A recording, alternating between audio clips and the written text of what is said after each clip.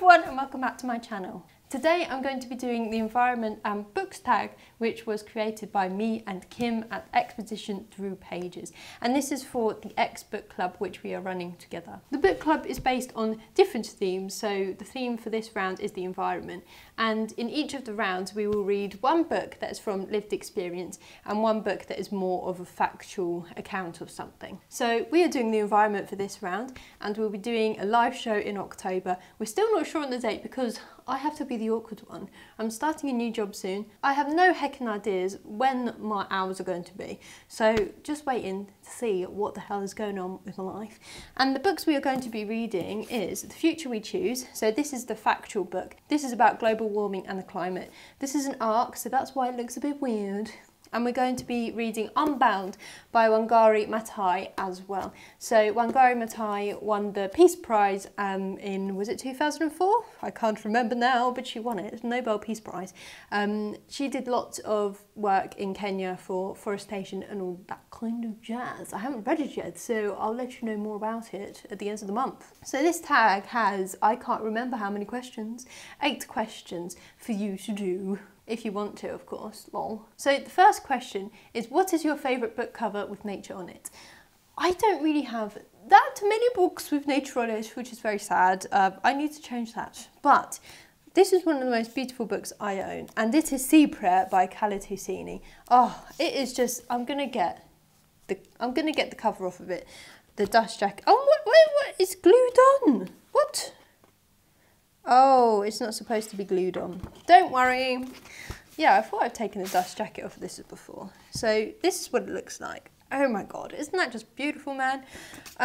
This is a very sad book. So this is a poetry. This is a poetry. This is a poem. So it is a book made up of one poem. And, well, if you know Khaled Hosseini, you know that he is typically a novelist. At least, I think he is, isn't he? I've read 2 of his novels and one of his poems. And this is about the refugee crisis, basically, that is happening in the world right now. And you might have known in the news a few years ago, there was one boy that washed up on a beach. I can't remember if it was Greece, wasn't it?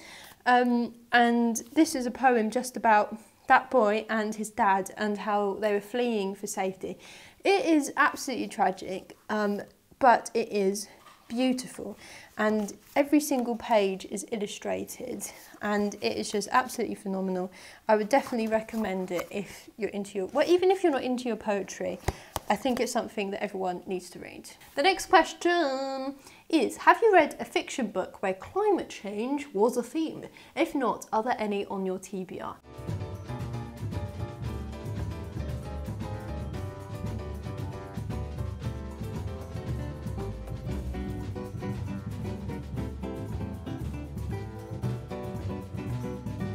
Now, I'm not going to go through my TBR, I might do that for another video, but there are lots on there. I haven't read too many books on climate change, which is not good, but I'm hoping to obviously finish The Future We Choose, which is based mainly on climate, well, it is a climate change book. The only other one that I've read from start to finish, it's shocking, is No One Is Too Small to Make a Difference by Greta Thunberg.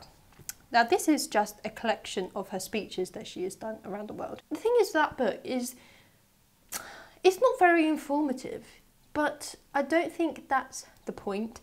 The point is to kind of encourage everyone to care about the environment and climate change, and it does that perfectly, I think. So yeah, I liked that book, but I need to read more climate change books. Question number 3. The polar caps are melting. Are there any books set in the polar regions that you want to read or have read? This is bad. I haven't read any books. I think I've read one book, which is Horrible Histories, Freaky Peaks, when I was like 10 or something. That's so bad. But since then, I haven't really read anything. And I don't know what I'd like to read. I don't know if David Attenborough has done like a autobiography or something about the polar caps and what he's found there, and oh god, you can tell that I don't really know much about the environment, lol. But maybe like an expedition book. So if you know anything of that kind of sort, let me know. Cool, thanks. Question number 4. What are your opinions on the relationship between book consumerism and the environment? Should people buy fewer physical books to help minimise deforestation? Deforestation, for example. This is an interesting question, if I do say so myself. I have very mixed feelings about this. I think basically we should be buying fewer new products in every walk of life. Anything that isn't 100% recycled, that can be recycled or that is biodegradable, I think that's okay if you buy it new. If it's responsible and if you buy it from responsible people and responsible resources, I think that is an exception for buying new things. With that being said, what do I think about ebooks? I think that here's the thing. I think we should only be reading ebooks if we already own something that we can read ebooks off of. So for example, you probably have a smartphone, you can read ebooks off of that. But at the same time, it's just not a pleasurable reading experience for me to read off of my phone. There's this very good article that Kim sent me that I think you should read because it's excellent, that puts everything into perspective, ebooks versus physical books. And my own opinion is that, well, not even my own opinion, but my way of doing things is that I buy second-hand books. Most of the books I buy are second-hand. On occasions I buy things that aren't second-hand. But yeah, I think we should just be buying more second-hand books. That's my opinion. There we go. Moving on. Question number 5. What role do you think books and reading has in regard to educating people about the environment? Do you think it is the most effective way to teach people about environmental issues? Now, I think this completely depends on who the person is. And even if someone is a reader, you reading this, you watching this are probably a reader. You like reading books. Maybe you will like reading a book on the environment. But at the same time, scientific books are very different to what a lot of other people read ordinarily. So you watching this, you might hardly ever read non-fiction, and that's all right. I think it's the most effective way for some people, but for some people they might prefer it in a different format. For example, watching a documentary, particularly maybe by David Attenborough. That's come up twice now, hasn't he? Good old David. So yeah, I think it just depends on who you are and where you come from and whatever else. Question number 6. Have you read a non-fiction book on climate change that you think we should all read? I think if you want to learn about climate change, I think the best place to start, with my extensive knowledge on the subject, is Greta Thunberg's book.